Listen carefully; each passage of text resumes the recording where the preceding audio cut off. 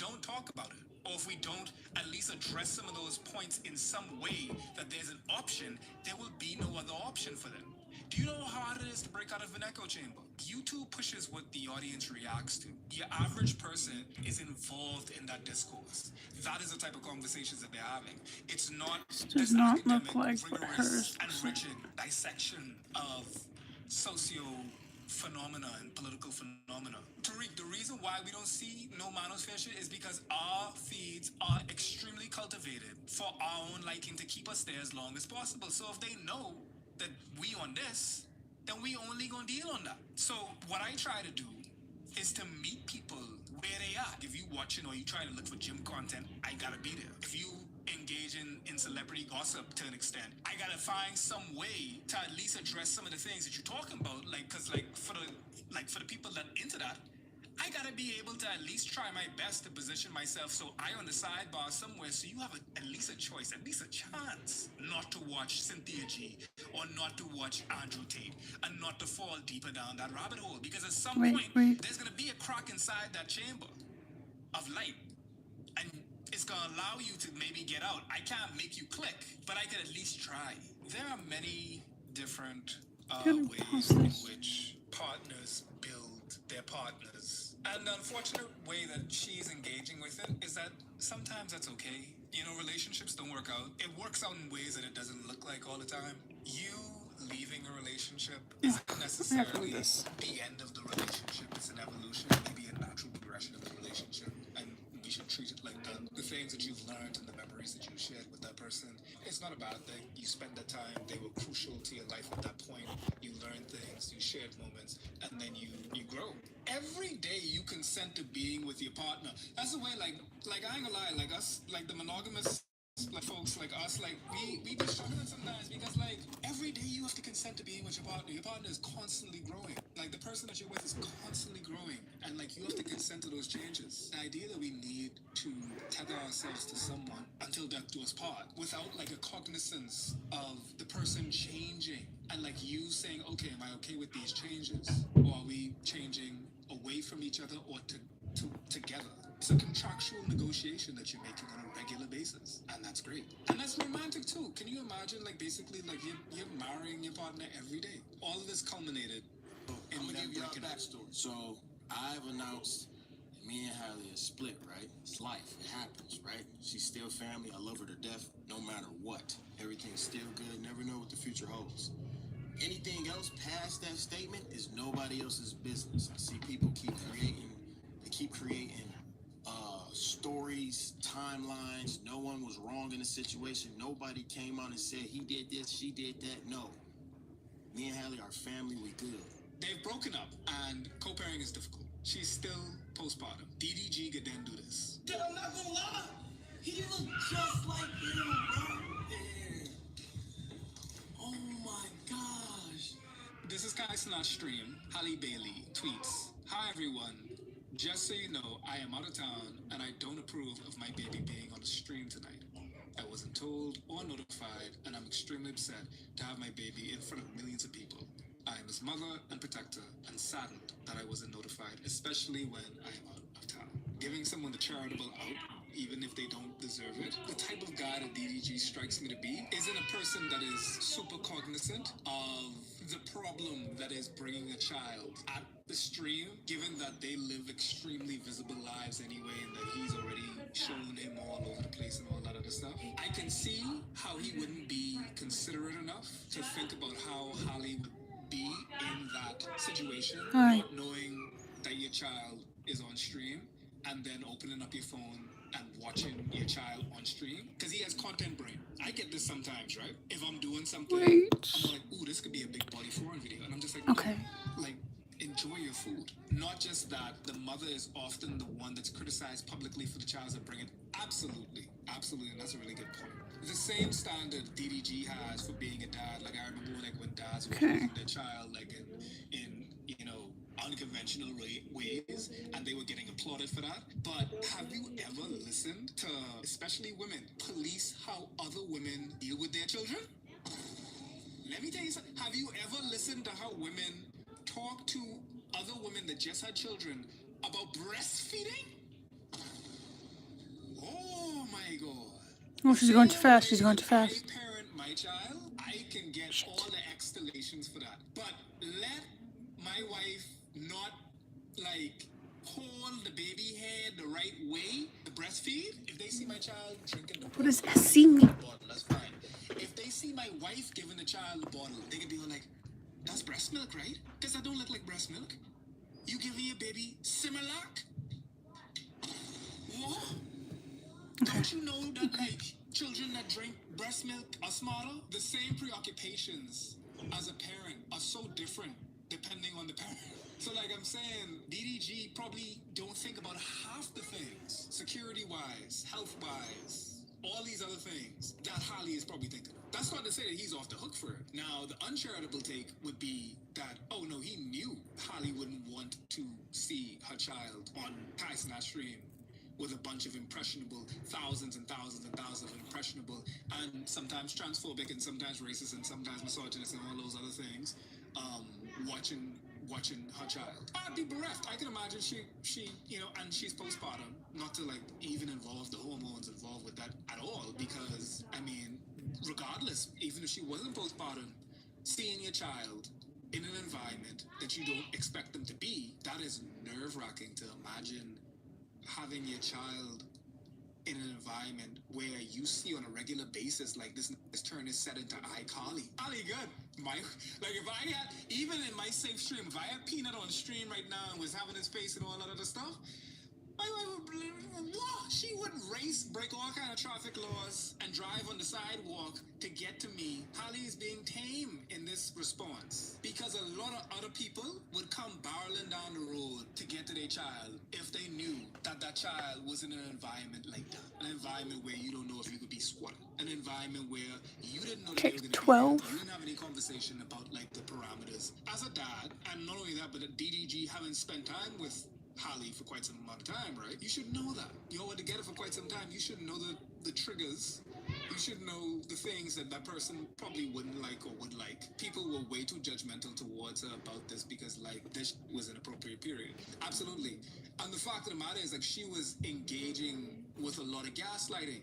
And people would say she tripping. She was seen as the unreasonable parent, as a not cool parent. And quite often, the mothers are seen as the uncool parent because we get to be cool because we're not always and we're not seen as the primary caregiver. To be involved with the daily operations of raising a child, to maybe have to I understand it now. discipline and do things that the child doesn't like. And then the dad comes home, he's overjoyed to see the child. The child is going to become conditioned to identify dad as this person is always happy to see him, never having to tell him to go to bed, never having to put on his diapers and things like that when the child doesn't want to have the diaper on. But the mother is always going to be seen as the disciplinarian because she's always there. So even a different thing in parent size. And so that's extended now to the public court of opinion.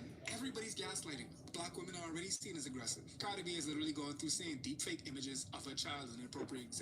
Exactly. All of these things probably going through a mother's mind when they see their child on a stream that they wouldn't have imagined seeing them on. So when this happened, Halo himself, live in the flesh. Now, Halo, you don't know this, but I'm your uncle. You feel what I'm saying? I'm your uncle. When you were born. If I were a baby and Kai Snow with my uncle, I was suddenly, I'm suddenly infant death syndrome myself. I understand that Haley then came back to apologize for her saying what she said in regards to this. It is absolute gaslighting. Is it cupping to you, do you think? It's supposed to, so if it is, it's great. Romantically involved or not, DDG as a BV will always have a lifeline and a puppet string to Holly because he can do things like this to make you act, to get you to react. Offset literally said it. You're my BM. I won. There's so many different examples that you have of this. This like urge, this like pseudo-masculine urge to humiliate their partners. If they feel like that partner is more successful to them, that they had the nerve to excel at whatever they're in. It extends not only to art and movies and music, it also extends How in the hell did you pull Simone Biles? Man, it's cute. Really? piece of resistance, Mr. Biles himself. Because I don't know this dude's name. I don't know this dude's name. But we know Simone Biles to be the athlete of our generation. Simone Biles is an amazing athlete, a beautiful black woman, and should be cherished. This is Simone Biles' beau, and he's about to say that he didn't know her at all. How in the hell did you pull Simone Biles? Alright, never mind. Man, it's cute. Really how she pulled me, man. So she really booked you. I can understand, like, you might, feel yourself a little bit, you just get your hair replat. You just I got your got green twist, for the ring vines. light hitting your eyes, so cat looking I should have eyes. that purple. I have Got a that little bit of lavender, like a touch but to it. It's given, I stayed in the house while you was in the fields. You found that rosy pink Vaseline lip balm that you actually found from Simone herself, and you took it out of her bag, and then you put it on your lip. You know that the DSL is DSL. And you gonna fix your mouth to say that, man, you mean how she pulled me. If I had hair, she would have yanked my frontal out. You better be happy that girl have poise and control. She pops up. And oh, this looks really cute. let me see what this is. Gymnastics. I ain't never, I never really That's not what I'm gonna do, but this would make such a cute little acorn top. Like the first thing that I saw was that she just had a bunch of followers. So in my mind, I'm like, okay, she got to be good. If I promise you, when she won the Olympics, I was in college, and we didn't have NBC, we didn't have Olympic channels, and we're in camp. Late July, early August. So I'm not paying attention to, So I never would have had a moment where I would This watch, man's like, be for real. Since COVID happened, everything was shut down. So she came. This took me 12 down, minutes. down. You could tell. This took me 12 minutes. That is cap. She lived in the suburbs, so she had to drive about 45 minutes to me. Simone shouldn't be driving nowhere, let alone 45 minutes to with breads. Then the rest is history, man. So you was really the catch in. I always say we the men that catch. I want this frame to be the last thing that you see. What's the theme of the stream? Reasons Why can't we to both check be out, catches? reasons to check out for me. What the hell happened to you? Didn't know Damn how it. to reconcile with her being the moment. Do you see that little nick there? A supportive role. Seeing what we just saw. I'm gonna have to sand that, aren't I? How some of us made Does sanding sense metal even of their work? success in relation to her. That's kind of terrifying. That's why It's my kinda terrifying yarn's been so raspy. that the way that we reconcile with it is to humble them. The way that we reconcile with it is to hurt them, is to humiliate them. And it goes farther than that. I understand the 4B movement. I don't necessarily know if that's the solution. I don't know if ostracizing ourselves is the way forward, but I understand why one would move that way. I can't begrudge women who want to opt out of men, especially when you have glowing examples of men trying to hurt you, men voting against your enfranchisement, men reveling in the fact that they have access to your body in ways that you don't. White girl feminism will not save you. As we've seen with this election, if the 4B movement is going to be led or co-opted by white women, really, I get black women wanting to opt out of even like that. I do understand how 4B can definitely find its way into turf rhetoric. It is a Korean movement. White feminism will not save you. Taylor Swift, pump spice latte won't save. Gordon Ramsay's 12-piece set is on sale for Black Friday, but is it really worth the price? Let's break it down. You're a commercial, so you'll tell me it is. In the kitchen. Their patented hybrid technology uses laser-etched stainless steel hexagonal ridges to protect the nonstick surface from scratches. I don't like nonstick. We've been bearing witness to a scam that everyone seems scared to talk about. You not gonna tell the people how we was at an Italian restaurant and you ate so much food, you vacuum? Show me, get your in here. My girl! A whole family. Tell me about my girl. The very choice of partnering and procreating with black man. Oh God. That's kind of odd. You know what I mean? Like, I don't even know if I could. I don't know if I could really talk about I it. just started singing because I had dropped out of school. I opened up GarageBand just to see if it would stick. And I just started like putting beats that I found on YouTube. Oh God. This could be one of my most controversial videos thus far. Because because we tackling the dangers of male gaze marketing on today's Foreign Friday. It's a foreign man in a foreign land. Rapid weight loss of celebrities like Ice Spice and Nigiana Grande. You know what I mean? Nigiana Grande, the true black people, Italians, has sparked a lot of skullduggery disguised as discourse. So we are here today to talk about the much larger point that I don't feel like a lot of people want to address. Some housekeeping though. There will be no misogynoir inside the chat. I already started with the soundboard. There will be no misogynoir. I repeat, no misogyny towards black women. At the risk of sounding redundant, if you find your crusty nail bed that you've been using to scoop out the grabber, if y'all find that y'all been using them little grubby fingers to scoop out the grabber till your nail look like you've been eating curry for 40 days and 40 nights, if you find yourself hitting keys in the sequence of besmirching black women, I want you to spam backspace until the error sound like Crank That Soldier Boy, like dun dun dun. Next, no anti-fatness. One of the most widely accepted bigotries there are is anti-fatness. And I see we already start talking about Ozempic, and I'm gonna have some takes pertaining to, weight maintenance and the commodification of thinness today. The story of Ice Spice, this is where we're gonna start. I have to do this 6 more times. Short, a stimulating read, I think, nonetheless, no, I think on the thing was subject 4. Of what I would like to call black male gaze marketing genre. Ice is indeed Otilius, the one calling girls vacuums. We about to get into that too. It would be nice to reflect on her legacy. She came onto the scene with this song.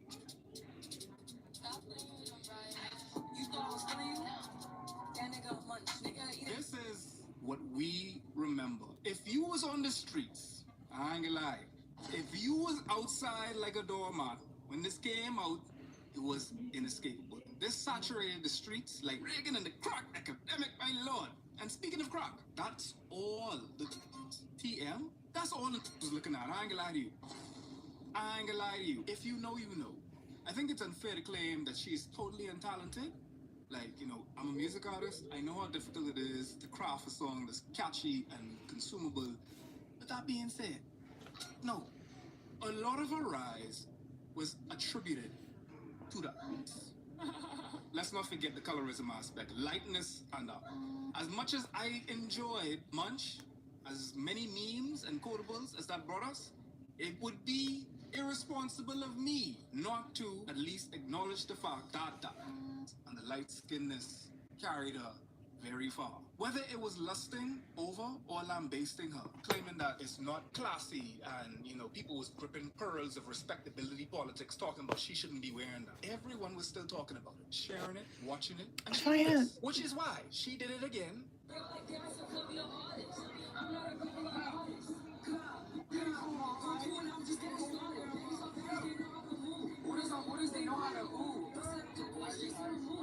And she did it again so many times. Gal was performing backwards. She was just like, I know what y'all came here for. I'm gonna perform with my back to the audience. Tom, you're so right. I can't lie. She talks a lot about poop a lot in the lyrics. I don't know if it's gimmick. Beyond that, while we're here, we might as well briefly touch on what is obviously a scat fetish. All right, let's be real. Let's not equivocate. Let's not mince words like lobsters. This is a scat fetish. This gal like, she in the bathroom here. She in the bathroom here. She literally, in this one, the toilet is visible. But I don't think that we should, ignore it. I think actually ignoring it is fetish phobic. She be making songs about all of her pics in her toilet, and the focus of her fame is her. She is cisgender. But the scat fetish isn't what's on trial here today. Hit the fan when it was revealed that she mistreated a friend, which, let's be for real, she was never a friend. I mean, at best, she was like a transactional relationship, but by no means she was a friend. And we're talking about Cleopatra. I'm definitely gonna mess it up like a lot more. Cleopatra was invited by Ice Spice on tour with her, and then she treated her like, I'm sorry, I tried to find a different word for it, but yeah, she treated her especially for this topic. It would be very interesting to note exactly the way how this works as it pertains to where Ice Spice got her style from. Ice Spice completely copied Cleo's style. This is a picture of Cleo in 2021. This is Ice Spice in the same exact outfit in 2022. Cleo made an excellent point. You can clearly go back to Cleo's Facebook from 2021 and see when her style started changing up and when she started really embodying the Y2K, miniskirts, chunky boots type of style.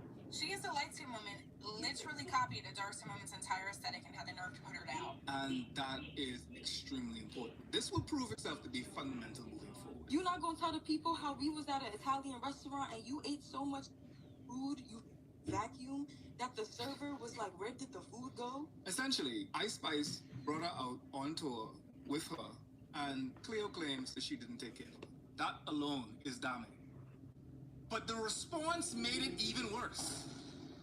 If you wanted to clear and exculpate your name, right? This wasn't the way to do it. Your daily reminder that you could always retract silence.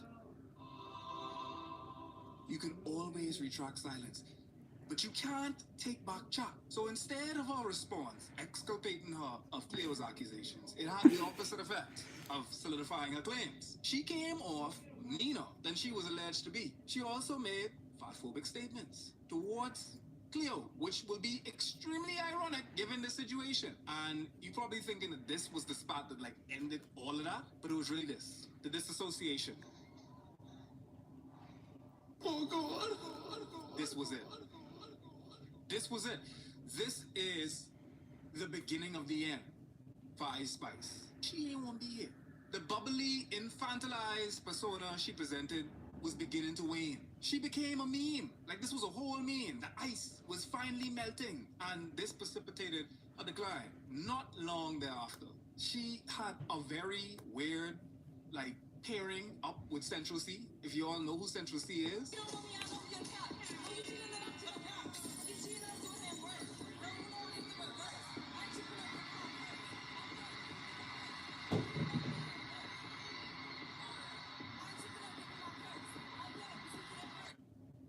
Selling real estate encompasses more than simply placing a sign in the yard and awaiting a sale.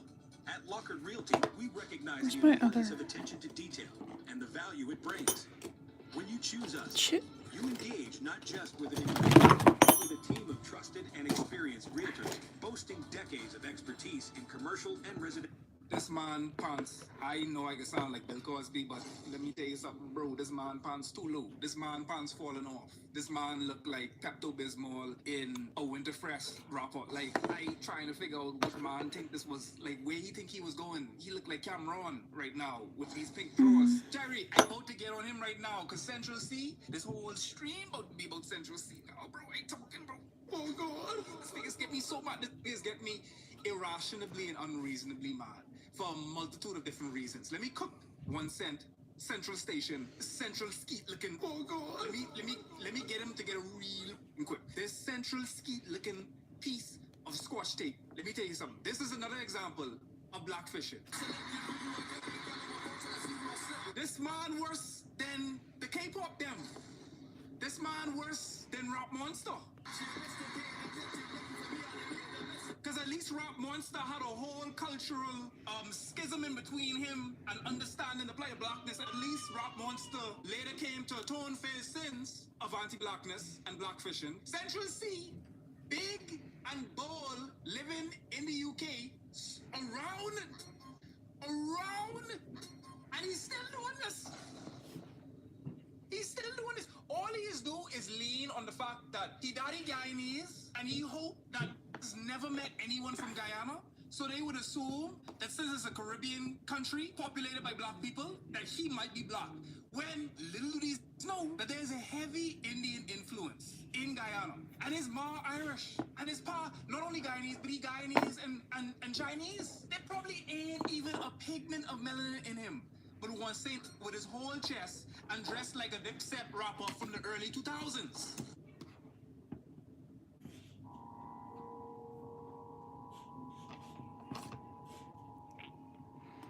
Can I skip this?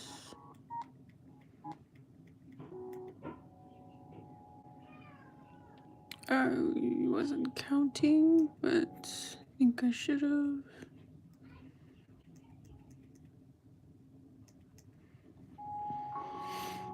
This is what I get for putting the playback speed on 0.25.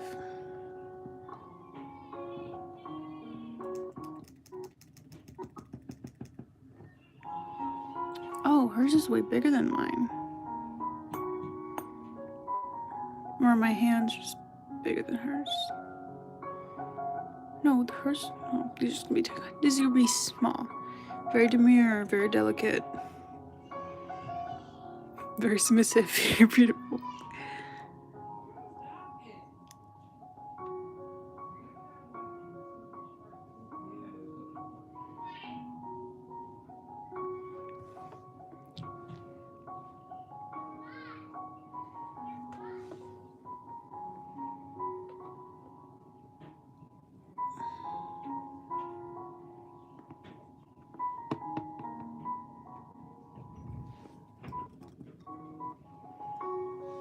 Single crochet 2 stitches together.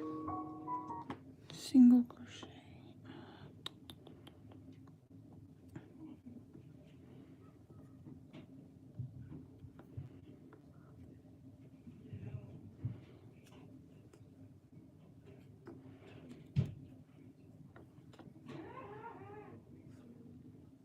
Pretty sure that was a single crochet.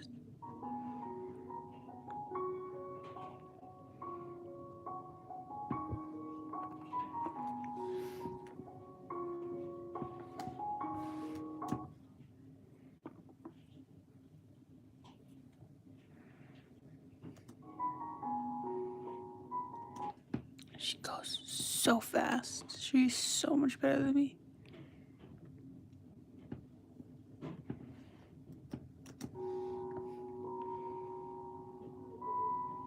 Okay. So then she goes to the next one.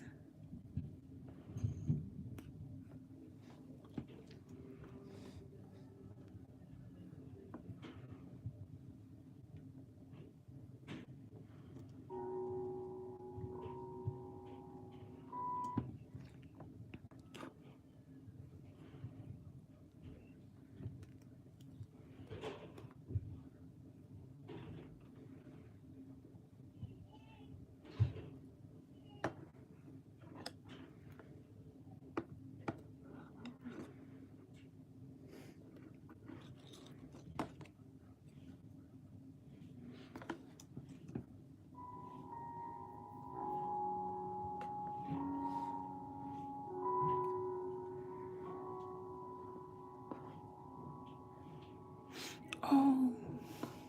Oh, this is so cool.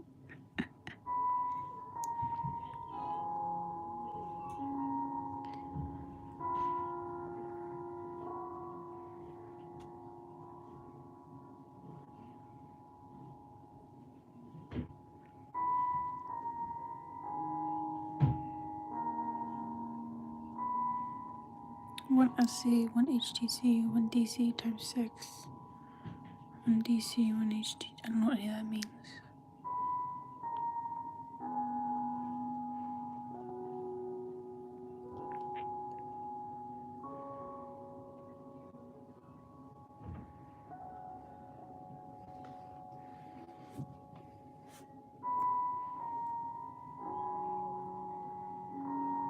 Wait.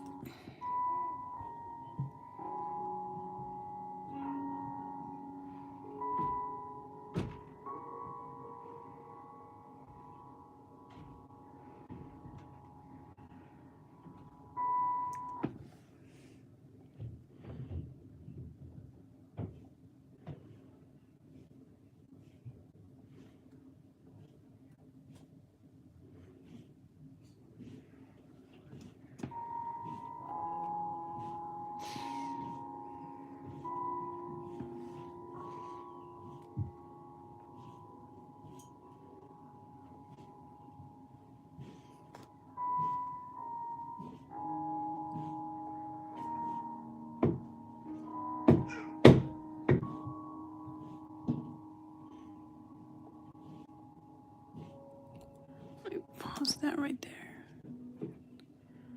Okay. Oh, it looks kind of cute. It looks a little like the octopus from Nemo. But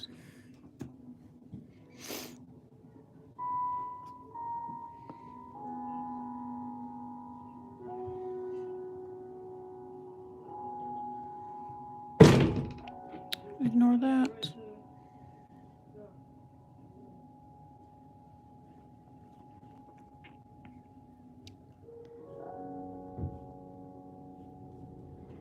And then, okay. And then into the next.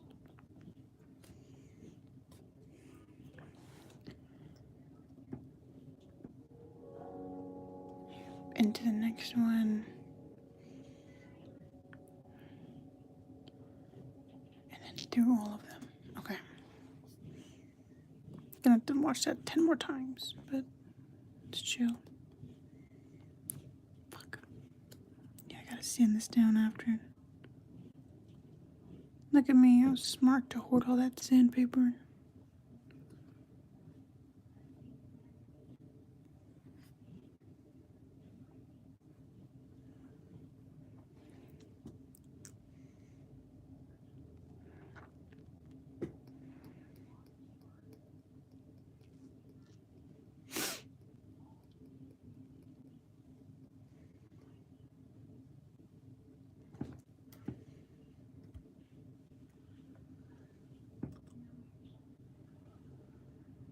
Oh, I'm supposed to keep one stitch on.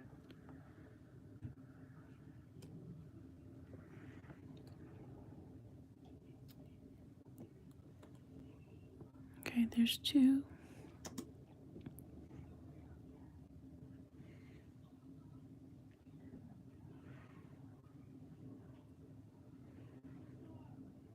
Pull this one all the way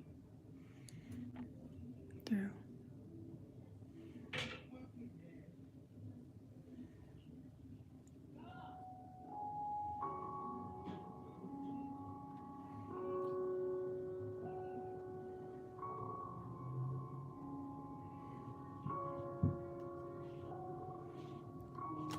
Into the next.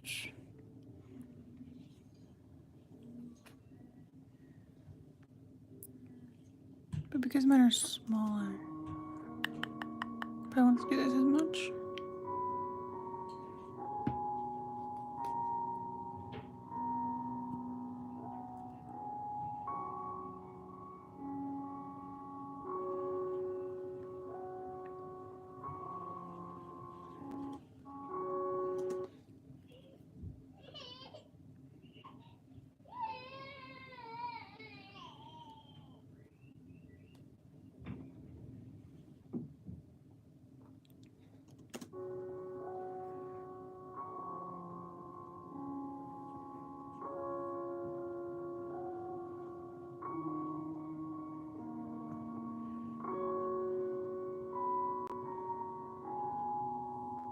Alright, so yeah, just repeating. This whole ass out. His team hate him. Nobody gonna tell this man to go and tie the string. Tie the drawstring, bro. Tie it. Come on, man. She don't even know what man's saying. His crack gotta be cold. Cork cold too. No worse than Dappy. Anyway, they made like this weird pairing. Like this was just weird. This ain't even a problem, you know. This thing's just weird and awkward. This is not how you do a pairing. Like if you manufacture a relationship, find some chemistry. Some people with chemistry. They afraid to touch her. We kind of gotta like stand and get a love's consent. Cause he don't even want to touch her. He trying to move her out of the way. He's just like, excuse He denies me. He said, this was not inside the contract. From the makers of Tempted to Touch, this man, Central C, was terrified to touch. They did a whole fake breakup thing. It was really weird. And it didn't seem to impact much of anything but give anybody who paid attention to it, like, secondhand cringe. Things weren't working for Ice Spice. She dropped the album, and not long thereafter, it flopped. What did she do after this? This is what she did. Certainly the military stereotype is that the leader is the person that's going to bark orders at people and tell people what to do. In combat, I didn't say a word.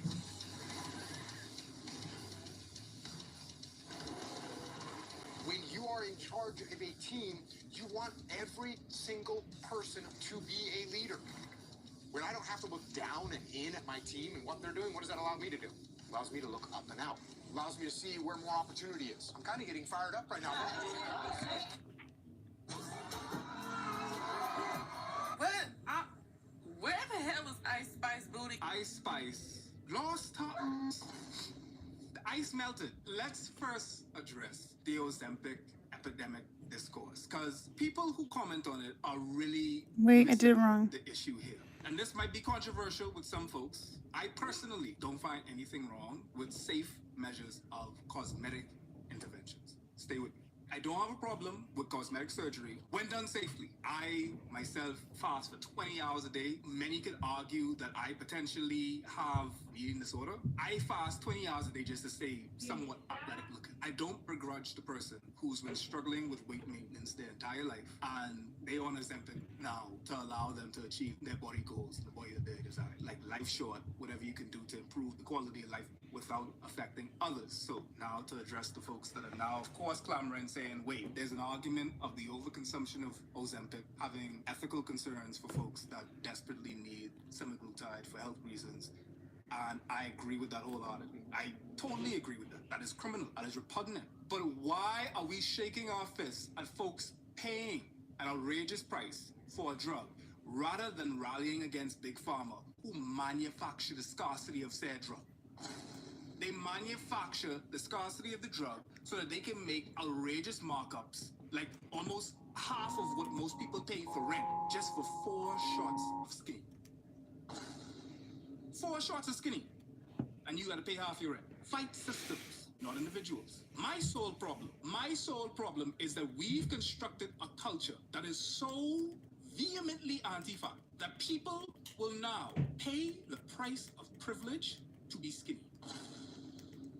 They will forego rent. They will forego other things simply for thinness. That is the problem. What's also the problem is the moral value that we assign to thinness. That when you're thin or athletic, people see you as hardworking, worthy of admiration, not lazy. When in reality, that person could be genetically predisposed to the body that they have now. More times than not, whatever you're doing in the gym or in the kitchen is only to supplement your genes. But you can't make your body do anything that it wasn't genetically supposed to do without cosmetic intervention. There's also a corollary to this discussion that holds an argument against transphobia, because the very way that BBLs are gender-affirming care for women and testosterone supplements are gender-affirming care for mandem, how can anybody make their stink mouth fix that to say anything against gender-affirming care for the trans folk them when you jucking every needle you can find, any needle you can find, to amend yourself for the purpose of fitting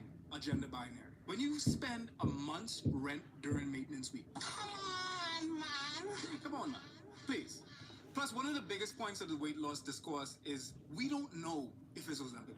I wish people disclose things like this, especially like if they have young and impressionable people looking up to you and all this mystique surrounding weight loss, adding to this gram reality, this Instagram reality where it seems like everyone has perfect bodies and everyone has fuller skin except for you. They are not obligated to do that. No hip-hop. This could be Zempi. Before a wrestling match, I used to do all kind of very unhealthy things in order to make weight. She could be doing that. Moreover, we didn't learn this lesson from Chadwick Boseman because I know it seems like Ice Spice doesn't deserve empathy after she's already been proven to be colorist, fatphobic, and just an I don't have a thick needle, I I don't still think. hold true, like, to this principle that we have much more to gain with empathizing with our enemies than simply denying them humanhood. Even with the picture that I showed earlier, the goth, grungy kind of look that she's going for nowadays. With that very sense, one could argue that she's shelving the black aesthetic, the Cleopatra aesthetic that she so easily adorned.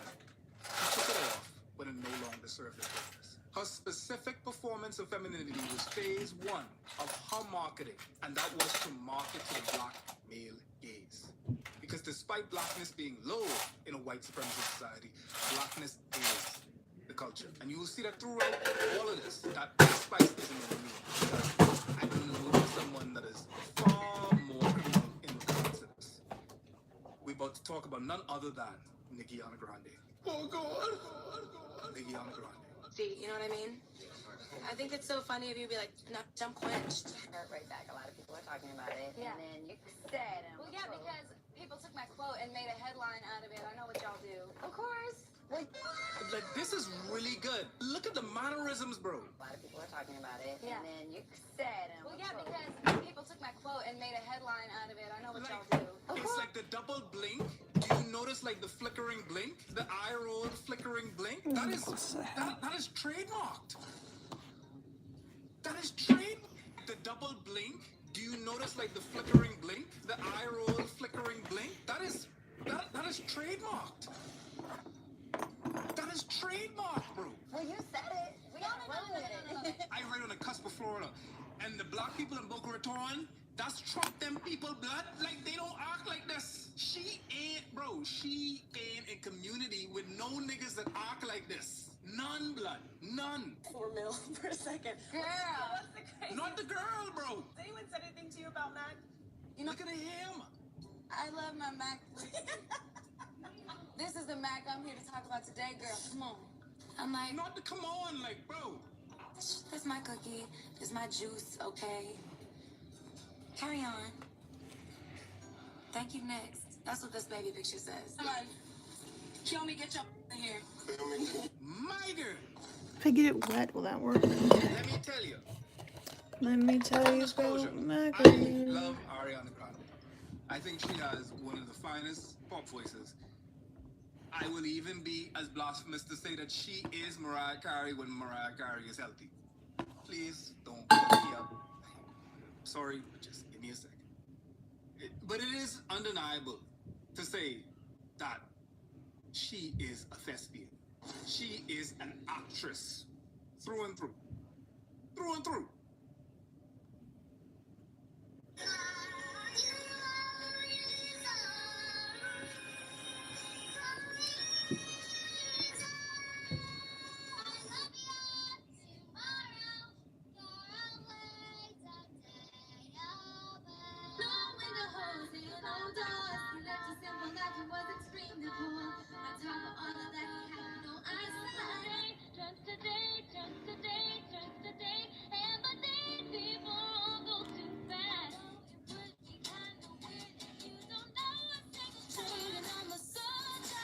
You could honestly see that she has an appreciation of black music. I'll give her that.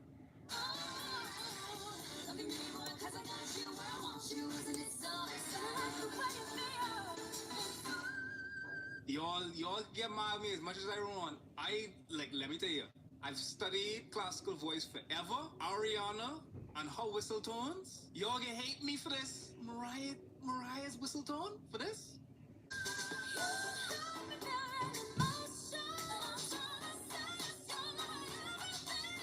She loved music.